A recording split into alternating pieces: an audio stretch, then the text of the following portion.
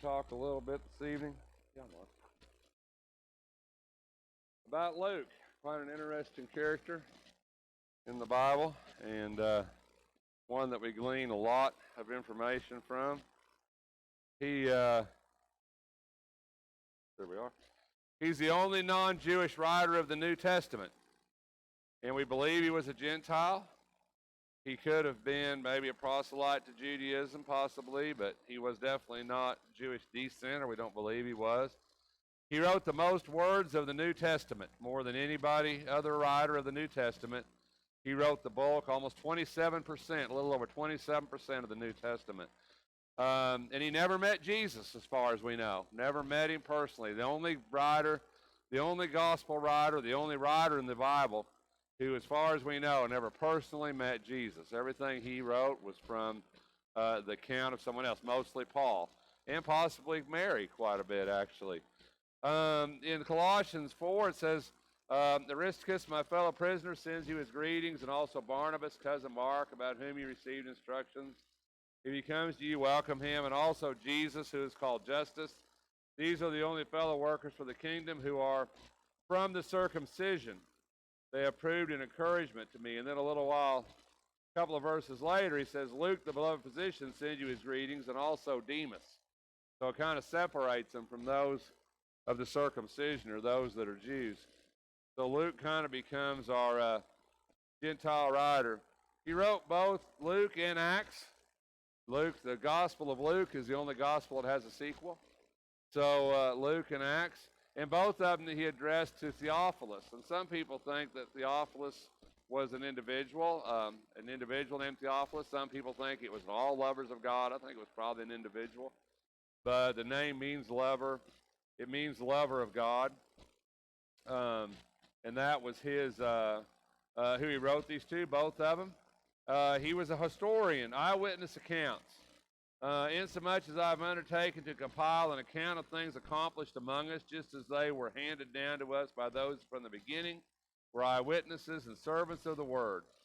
It seems fitting for me as well, having investigated everything carefully from the beginning, to write it out for you in consecutive order, most excellent Theophilus, so you may know the exact truth about the things you have been taught. Luke is an amazing writer. We get so much from Luke historically. He was very articulate. He was very versed in the Greek. His stuff is very good. In Acts 1:1, the first account I composed, Theophilus, about all that Jesus began to do and teach, and then he goes on to talk about from that point forward. So Luke gives us a tremendous amount of information that we just don't get anywhere else, and so much history that he gives us that we don't get anywhere else. Most of it was from Paul. He was a traveling companion of Paul. He probably also got some from Peter. He talks about the women a lot. A lot of people think that he got a lot of it from Mary herself. Mary related a lot of it to him, especially since his lineage in the beginning of the Gospel of Luke is really Mary's lineage, not Joseph's lineage, in the beginning of Luke. And he's one of the only two Gospel writers who gives us the lineage. He's the only Gospel writer that tells us about angels proclaiming the birth of Jesus. He just did a lot of things. Told us a lot of things that nobody else tells us. And so in Philemon 24, which have been the earliest, is Demas, Luke, my fellow workers, Timothy 4:11. Right at the end of Paul's life, he was with Paul at the end. I mean, at the very end. He was with Paul on the second Roman imprisonment in 2 Timothy. He probably witnessed Paul being beheaded, more than likely. He was with him to that point. He was also a physician, which I think is really interesting because Paul was so beaten up and bloodied up and broken up later on in his life. I mean, he had been beaten, scourged, tore apart, put back together, left for dead, shipwrecked. I mean, Paul had been through it, and most everybody thinks Paul was probably in terrible health by the time he got to Rome. And I think it's interesting that his companion is a physician, isn't it? His companion is Luke the physician, which I think is really, really fascinating. Only Luke is with me, he says. Pick up Mark and bring him with you.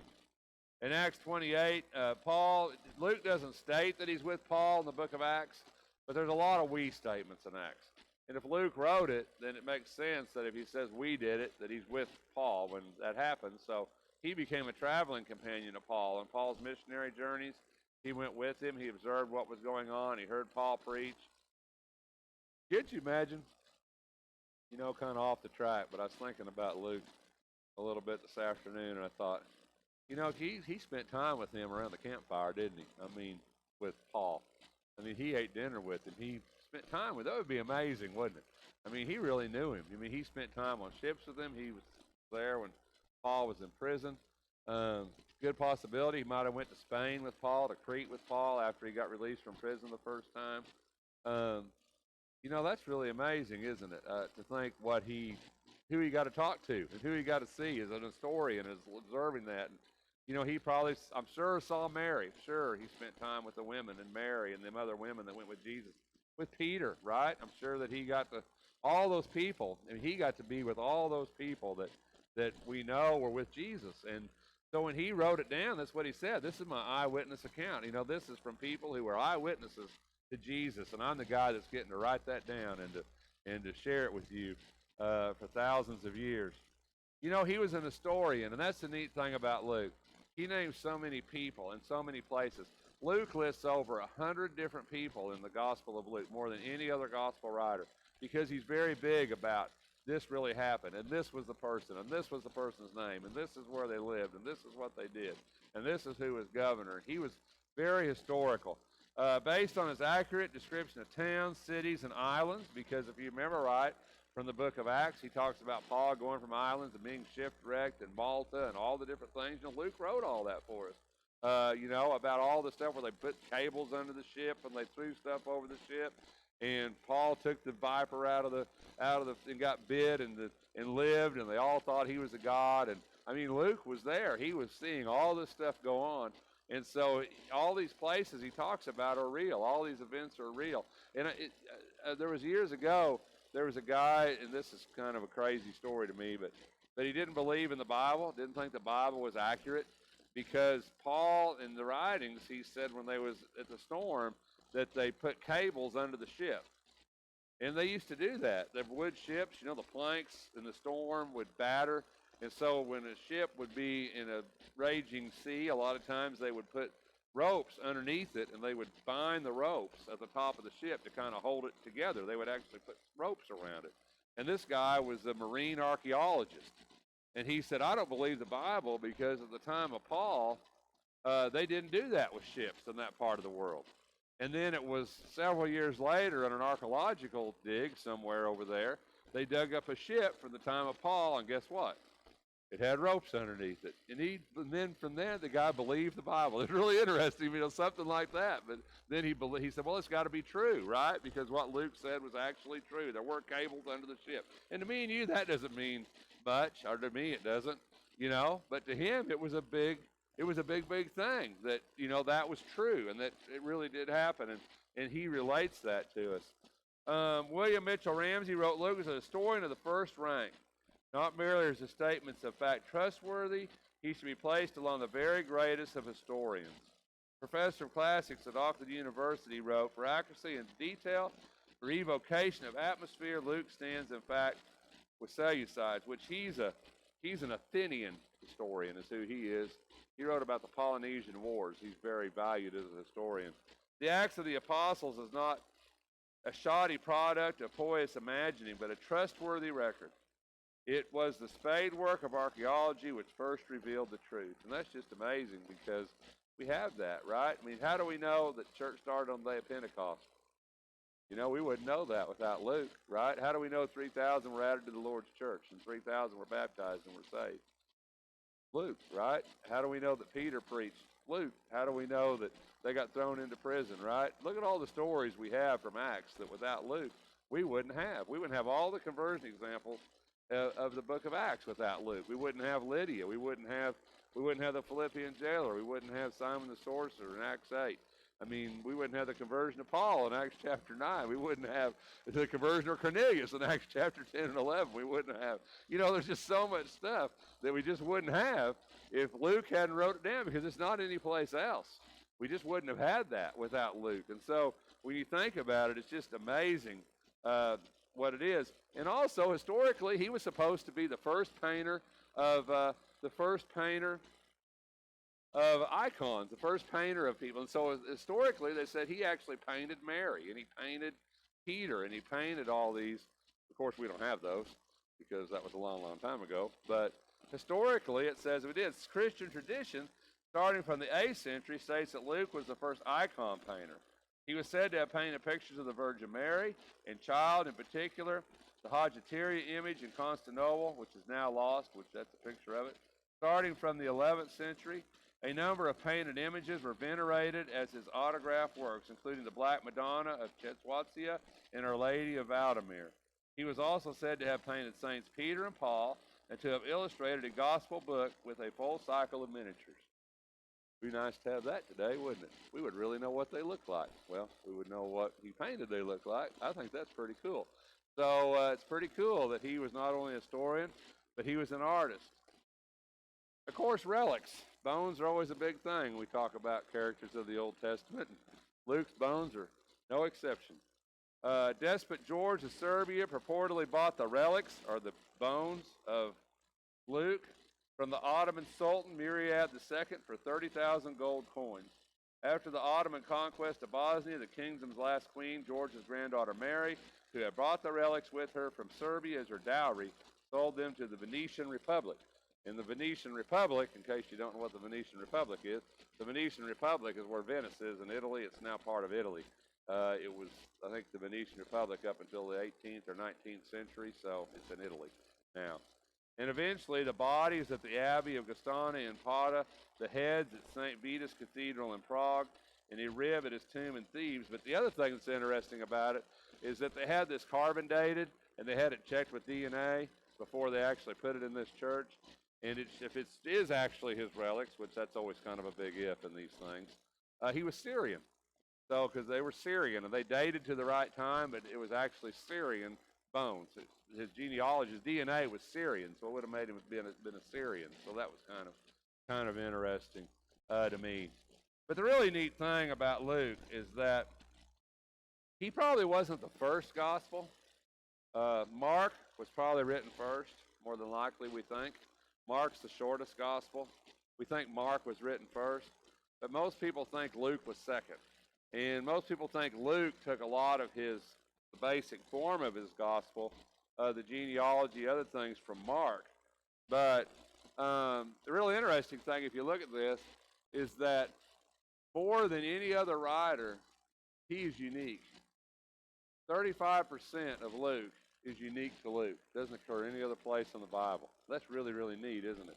Because if you look at Mark, only 3% of Mark is unique to Mark. I mean, if Mark wasn't in the Bible and you had Luke and Matthew and John, you really wouldn't be missing a lot of stuff. Only 3%. But if you took Luke out, there would be 35%. And I'm going to share some of those things that we use that are just in Luke. I think it's just really fascinating to that. Look at what you wouldn't have. This is just a little bit of it. But I thought went through here and I pulled these parables out because these are parables that we really like, I think, right? I mean, these are parables we really like. The parable of the prodigal son, that's a pretty popular one, right? And that's only in Luke. It's not any place else. The parable of two debtors, the friend at midnight, the rich fool, the parable of punishment, the barren tree, the lost coin. 3 of the parables, and some people call Luke the gospel of joy. I don't know if you knew that or not, because Luke talks more about salvation and about Jesus seeking the lost. Luke 15, 3 parables in Luke 15. The parable of the lost coin, the parable of the lost sheep, right, and the parable of the prodigal son are only in Luke 15. And that's really neat. Luke is called that. Luke's symbol is the ox. I don't know if you knew that or not, or the bull, because there's the 4 figures of Ezekiel, the human, the lion, the eagle, and the ox, right? And Luke's symbol is the ox. So, and that's because of this joy, because the ox is symbolized with that, and it's because of what Luke does. So Luke's symbol is that. There's just so much that he gives us. The persistent widow, the Pharisee and the tax collector, Luke 18, 9 through 14, where he says, the Pharisee comes in to pray, and the tax collector comes in, and the Pharisee says, "Look at me, I tithe, fast a week," and the tax collector says, "Here I am, a sinner." And Jesus says, "Who's justified?" These are all things that we wouldn't have without Luke, without the Gospel of Luke. So, as you read that, as you read Luke, and you read Acts, there's so much in there as I study and I read, and I just think, man, without Luke, we would just have a wealth of stuff that we hold to be our faith, that we hold to be Christ and God and the church. We just wouldn't have. Think about Acts 27. That's one of our very favorite passages for the Lord's Supper, isn't it? Paul waited until midnight and took the Lord's Supper in Acts 27. We wouldn't have that without Luke, would we? There's just so many things that he gives us that without him, we wouldn't have. And he's a Gentile, to think of that, and someone who never actually met Jesus. But yet, through his eyewitness account, through what he wrote down for us, we know so much about Jesus, don't we? Maybe more than we would from the ones that were with him. We know about Jesus, and we know about the church, and we know about salvation, and we know about Paul, and we know about all those things because of this Gentile writer who wrote so much, volume-wise, so much of the New Testament. Where would we be without Luke? We probably wouldn't be here, really. We probably wouldn't be sitting in this building today as the way we are with the faith we have and the belief we have if it wasn't for Luke. That's how important Luke is. You could probably take Peter out of the Bible. You might even take quite a bit of Paul out of the Bible. You definitely could take, Jude out of the Bible, Philemon. A lot of books you could take out of the Bible, and we'd probably still be sitting right here doing what we're doing. But I promise you, without Luke, without the Gospel of Luke, and without Acts, you and I would not be sitting here today in this building as the Christians we are if Luke hadn't wrote down what Luke wrote down. That's a big thing to me. And it's something I think when we read Luke, we should really think about that, the value he has to our faith. If there's any way that we can help you this evening, won't you let it be known while we stand?